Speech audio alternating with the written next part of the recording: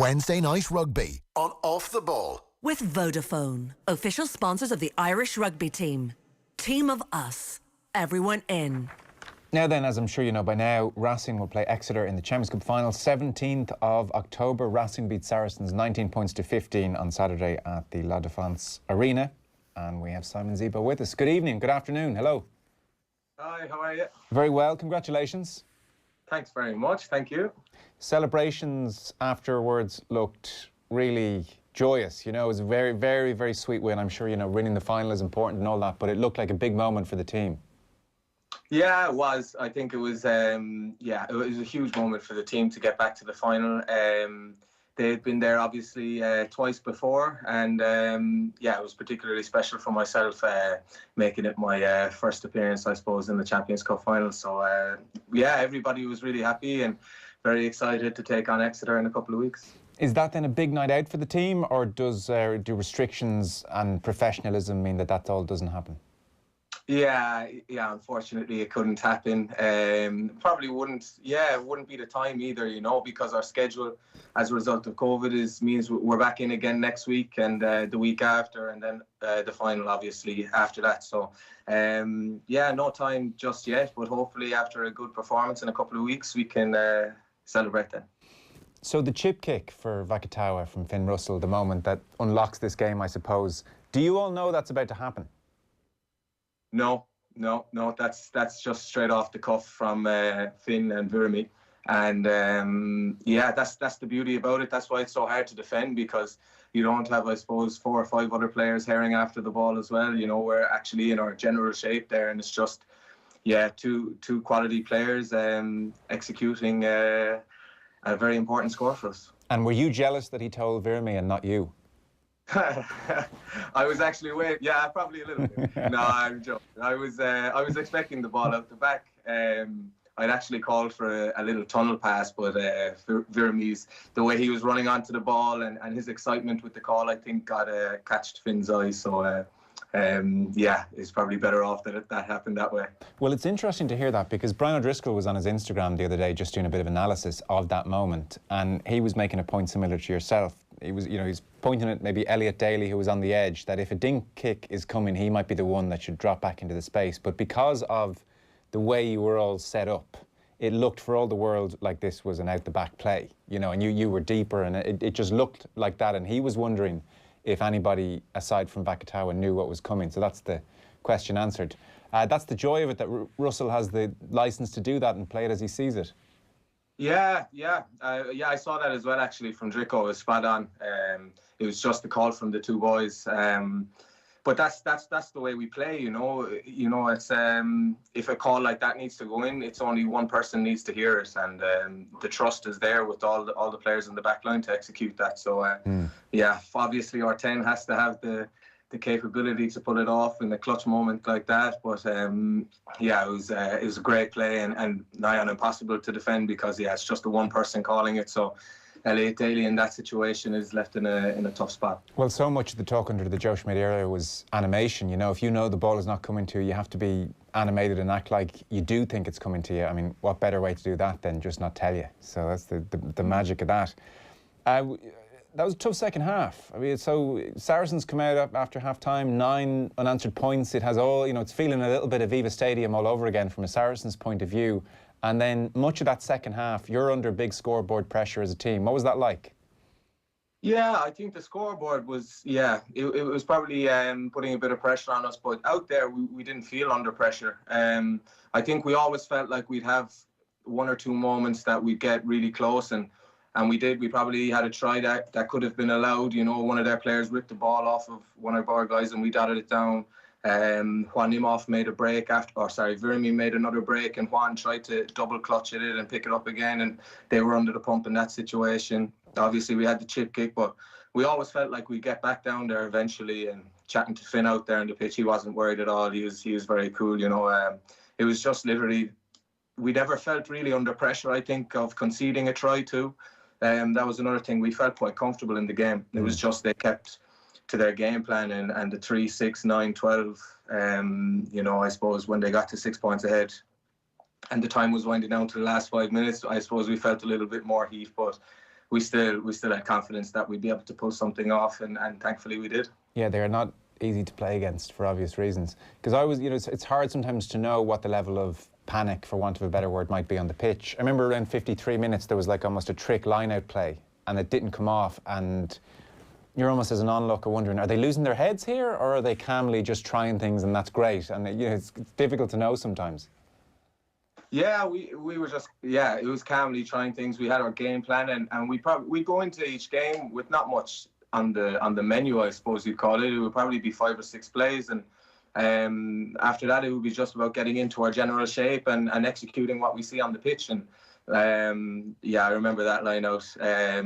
Unfortunately it didn't come off with Max Machino going through the middle, but Saracens are a sticky team in defence. They don't allow you to get into much shape. They force a few errors. I had 1 or 2 myself, and a few other players as well, and they live off that. They thrive off other people's mistakes. That's how they get into the game and get into their opponents' heads. But once we did get a little purple patch, we felt quite comfortable, and we knew that we'd be able to go down and score. It was just a matter of when, and we did leave it quite late, but it worked out in the end. Makes it all the sweeter in a weird kind of a way. Yeah, but there was a moment, I think it was Don Morris, the ball had literally just landed in your hand in your own 22 and smash. Oh yeah. Thanks a million for that, Finn. Nice little hospital pass. Yeah. But that's it. Their pressure game. They come up with the unexpected in defence, and as I say, those moments, they lead to another 3 points, and then another knock-on will lead to another 3, and then you look up at the scoreboard and you could be 6 or 9 points down, and you're chasing it. So you stay in touch with a team like that, and hopefully your pressure pays off in the end. We've seen Irish teams struggle with that rush defence of late. What was the Racing approach to getting around it? Just trying to hold on to it as much as possible. They like to play the kick game as well. So it's finding a right time to strike and go for a counter attack, or to be in the right position to get into our shape. But once we were in our shape, we just tried to just hold on to the ball as long as possible and stretch them in the extremities, test them out wide, and we've got some quality players who can make line breaks, so it's all about just trusting the players out there on the pitch to do the job. I know it's been an injury-hit season for you, and there was the foot problems, I think, twice. Where are you now on the fitness spectrum? Were kind of 70, 80, 90% at the weekend?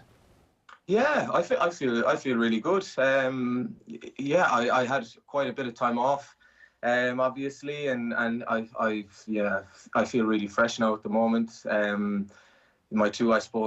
My first 2 games of the season have been a quarter and a semi, so it hasn't been easy on the lungs. But mentally, I feel fresh and very excited, and about the prospects of obviously finishing out this Champions Cup. We've got a huge game ahead, but going into the season as well, that's right after that is, I feel really fresh and excited, so it's good. Donnacha Ryan was saying, I think you broke your foot in January and then you hurt it again in pre-season. There are concerns in the Racing camp that the gout is acting up. All that French food. Don't mind Skid. He's only having an old jab at me there. But I'm safe from the goat. I think the wine and the cheese I'll leave to the others. But I'm feeling good. Yeah. I just want to try and focus on staying healthy and staying out on the pitch. And when I'm able to do that and get some consistency back and momentum, the relationships, get the relationships back with Finn and Vermi and Teddy and these guys, then good things are bound to happen. So just staying healthy is objective number 1. How is the artificial pitch on the body? It's actually probably the best of the artificial pitches that I've played on.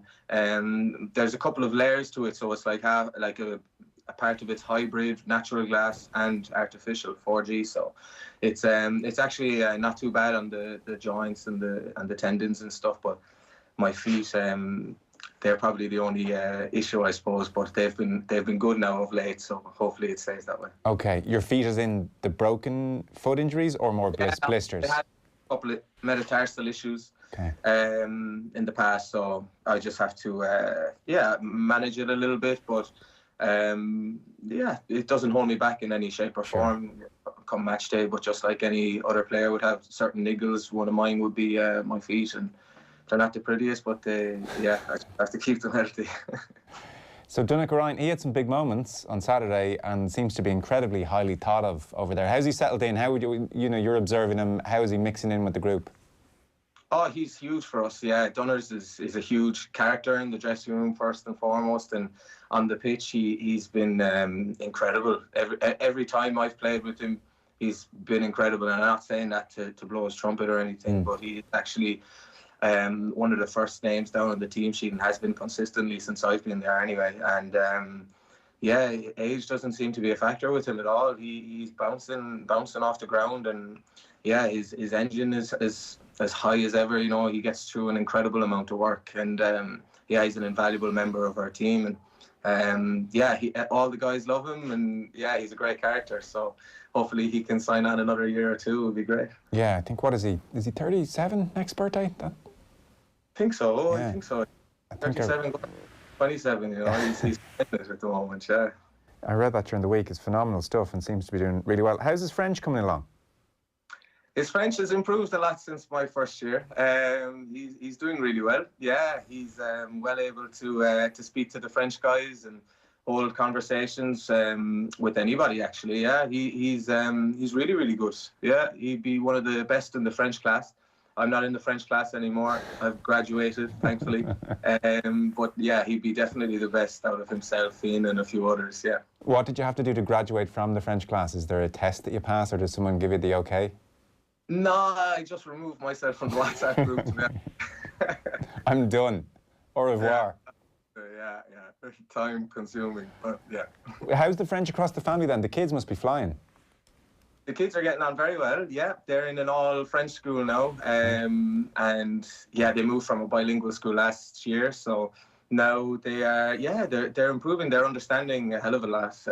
Just speaking, I suppose, is the next stage, but they're understanding everything. They watch TV in French. They know any, I suppose, things we tell them to do in French and stuff. Yeah, so they're getting on very well. Great. I've never looked into it. I don't know at what age, if you leave a country at a young age, do you forget all your French? I mean, there's obviously a certain point where you just have your French for life. I don't know if you know that.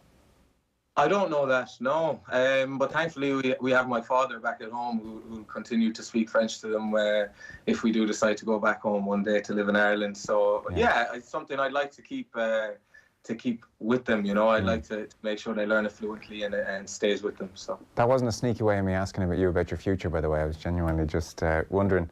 So you're kind of brought up on Munster and 06 and 08 and European Odysseys. Heineken Cup final, Heineken Champions Cup final as it is now, that's kind of holy grail territory in your mind, I would think. Yeah, that's the biggest thing for me, for sure. That's a trophy I've always dreamt of winning, and playing in that competition, it makes the hairs on the back of my neck stand up. I get goosebumps every time. It's an incredible competition with incredible history, playing against the best players, and I just love it. I love it, especially with all the history attached to it from the province that I come from. So, getting the chance to play in the final now will be incredibly special, and hopefully I can make the selection and get out there. Were you at the 06 or the 08 final? Do you have memories of those days? Yeah, I was in the stand in 06 with my uncle in Cardiff watching the game, and it was incredibly special. Yeah, Sea of Red, and then obviously watching on the big screens, watching the scenes from O'Connell Street and stuff in Limerick was incredible. No other place has support like that. It is incredible, and since then it's always been a dream to lift that trophy. So. One more step away, so fingers crossed we can get the job done. What do you like these big pressure games? You've played in plenty of them. Do you find yourself already daydreaming / visualising the final, in the last couple of days? Do you put it in the long finger? I'll worry about it, a couple of days before. What's your approach going to be between now and the 17th, do you suspect? I don't know, to be honest. Generally, the number one emotion would be excitement, and then anything after that, I just leave come what comes. I don't go and try anything specific. Like put it to the back of my mind or try not to think about it. Try to overthink about things. I just let the weeks and days leading into the game. I just let them flow. And yeah, whatever my mood's like a couple of days out, I'll usually adjust the music to that way, or adjust my training that way, and just try and do whatever I can to play the best game I can. That's interesting. So what do you mean when you say you might adjust your training depending on a certain mood? What's an example of that? So if we've got a big game coming up, and I find myself quite tense or something early in the week, making a few errors or something in training early on the Monday or Tuesday, and I find the stress probably getting a little bit, then I just try and change the music or the soundtrack to the end of my week, and play relaxing music, happy music, a little bit of Barry White, I don't know, anything at all, Coldplay, I don't know, you just name it, and I'll play a relaxing song or a chilled out tune just to calm the nerves a little bit. But generally it's overexcitement that would get me, but not fear or you're going into yourself. You can probably count yourself lucky. I mean, geez, they could queue out the door of players who've been in here and said those 48 hours before the game, the morning of the game, are miserable. They are about anxiety and worry and fear of losing. You're at the other end of the spectrum, which is, it sounds like a much nicer place to be, I would say. Yeah, I enjoy the way it is for me.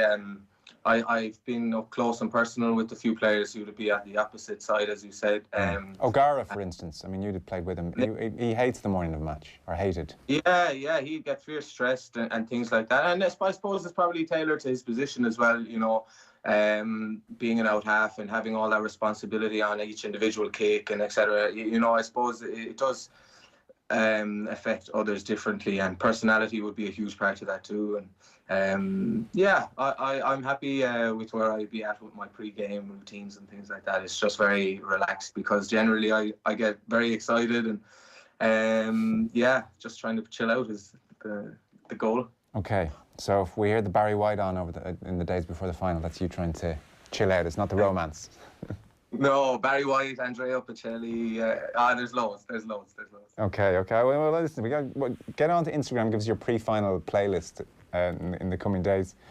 The last time you were on with us, you made an interesting point. You were saying that you want to make hay while the sun is shining. You wouldn't have the motivation really to play till 36, 37, which is an interesting comment. Most players want to eke every second they can out of it. What aspect of the career is the grind?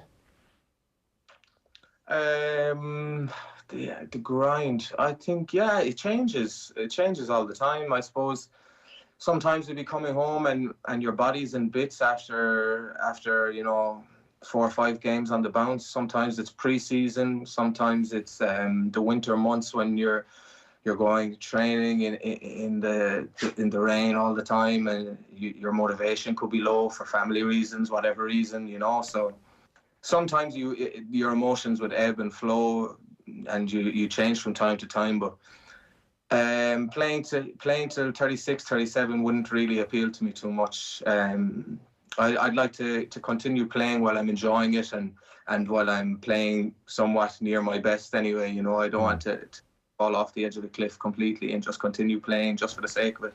I wouldn't have the engine like a Donnacha Ryan now to keep going that long, and in the shape that he's in and in the motivation that he has. But it changes. It changes from time to time. But as of now, I'm very, very happy and content and very excited and motivated and raring to go and champing at the bit. But I just know that come 35, 36, that probably won't be the same case. Yeah. I guess, though, the years go by so quickly. I mean, it's very possible we're talking here at 35 and you're saying, well, look, I don't know where the last 4 years have gone, but I'm still loving my rugby. Exactly. You never know. I could change again. You never know. Yeah. I saw over in France the daily COVID rate hit 16,000 a couple of days ago, which was their highest toll across this whole horrible saga. And fans are in at stadiums now, which I guess is a step forward. What's the lay of the land over in Paris? Are restrictions very much in force? What's daily life like out and about? Yeah, out and about, it's pretty much the same. I think generally everybody is wearing masks now in public. I think that's that's being enforced. We had a change last weekend from 5,000 spectators at stadiums down to 1,000 just before the final. So I think they're trying to flatten it a little bit, especially with winter months coming up. So yeah, it's been quite similar with one or two changes here and there, but yeah, as I said, we're kind of out in our own little bubble in the suburbs here near Racing 92. So we're just trying to stick to ourselves and stay out of the centre as much as possible, and yeah, give ourselves every opportunity to continue our season and keep ourselves available for as many games as possible. Yeah, and does the bubble within the team and within the training ground mean that when you walk in you can high-five each other and you can just act as normal, or are they asking you to socially distance? I'm not sure the point of socially distancing when you're about to go out onto a pitch and have lots of close contact, but in terms of the dressing room atmosphere, can you pretty much behave as you were able to a year ago? No, it wouldn't be the same. Definitely not. We'd have every player has masks. Every player has their own little tube of hand gel. There's hand gel all over the training centre. Yeah, if you're going to be any social rooms, you have to wear a mask. In the physio room, you have to wear a mask. And with greeting each other, it's only a fist bump. And if you fist bump 2 or 3 players, generally players are washing their hands immediately after anyway. Right. So. Yeah, it's definitely not the same to what it has been, but obviously we play a game where a rugby ball is being passed around the pitch, so it's impossible to totally nullify that, but we're doing the best we can, that's for sure. Yeah, and it is a hell of a lot different. It does take some of the fun, the colour out of interaction, doesn't it? You strike me as someone who would be touchy-feely and love, interacting with team and hugs and smiles, and geez, the idea of masks and hand gel is just opposite end of the spectrum. Yeah, it's tough. All right. I show a lot of love that kind of way, and especially with Donica, but yeah, that's put on hold at the minute. He doesn't seem like the touchy-feely type in the same way. Maybe I'm reading him wrong. Not at all. He's the polar opposite to me. Yeah. But yeah, it is tough. Hopefully, we can get out of this sooner rather than later and get back to normal and get back to annoying. I saw on your Twitter feed you were noting some of the shenanigans on the main streets of Cork, and embarrassing, was that the word you used? It's pretty grim when you see that happening in light of the efforts that people are making at large. Yeah, it's disappointing, to be honest. Yeah, you see all the efforts people are making, as you said, and the restrictions that are in place for a reason. It's for people's own health and safety, and even though it mightn't affect you, it could affect your loved ones, et cetera, and it's just, I don't think it's worth it just to I suppose have the crack like that or whatever. People's lives are at stake, and people are working night and day to keep people healthy. So I think probably showing a little bit more respect to those people is probably what's needed. I saw, like so many people, you were paying close attention to and right behind the Black Lives Matter movement on the back of the George Floyd death and Breonna Taylor, and how many ever instances you care to mention. So it's been an extraordinary year regarding the response that we've seen.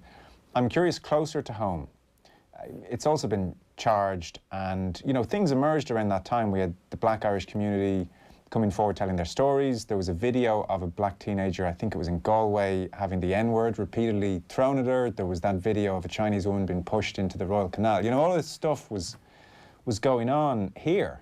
Your view of where we are, where Ireland is, your view of your own experiences in this country.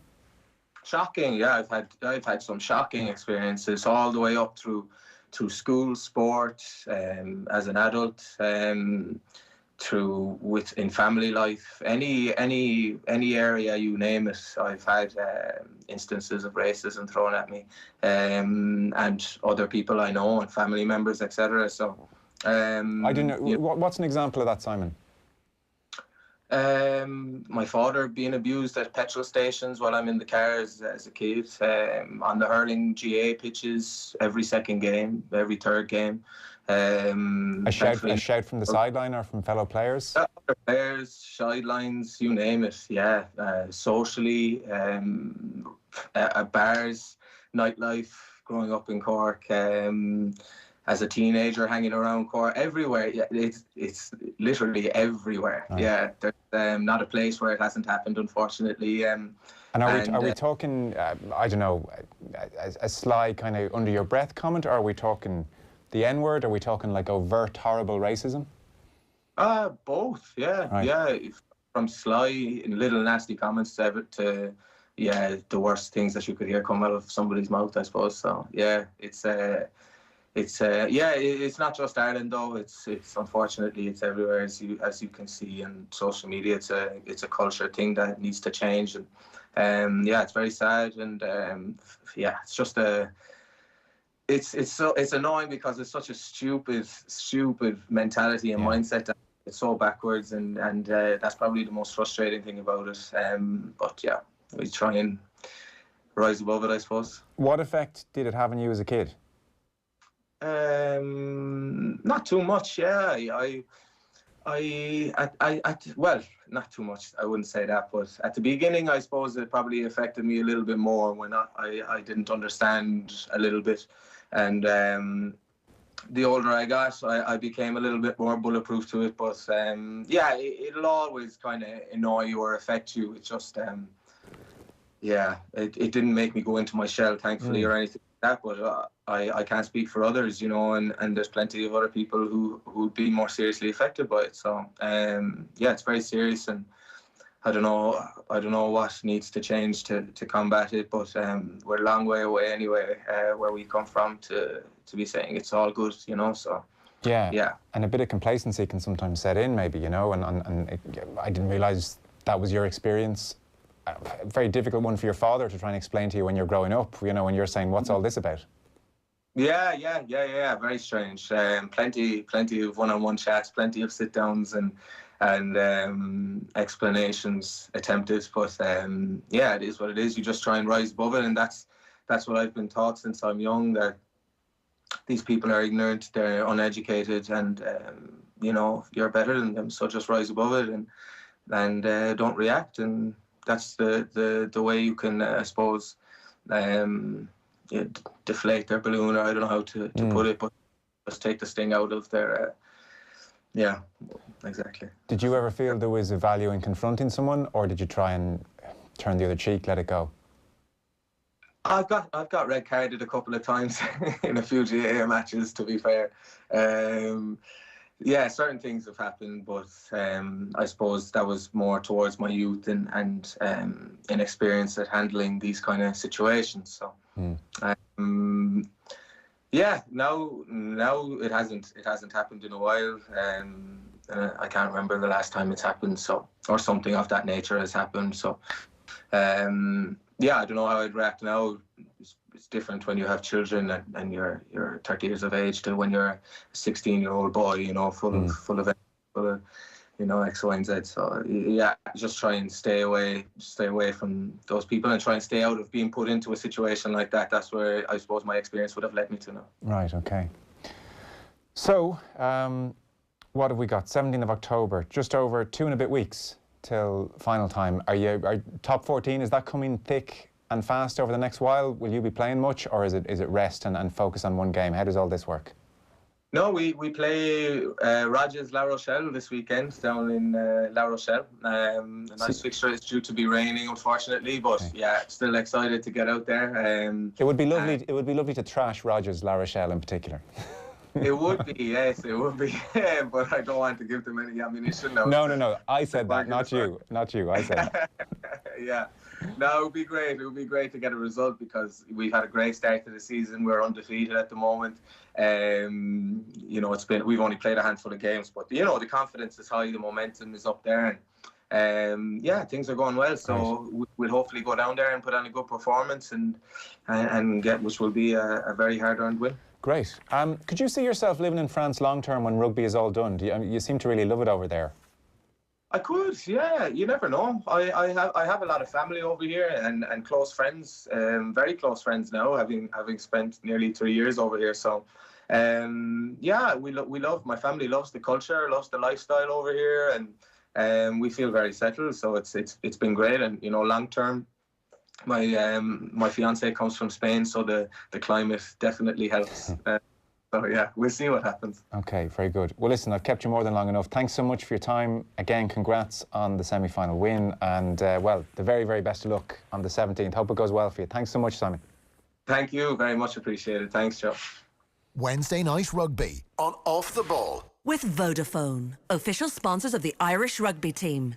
Team of us, everyone in.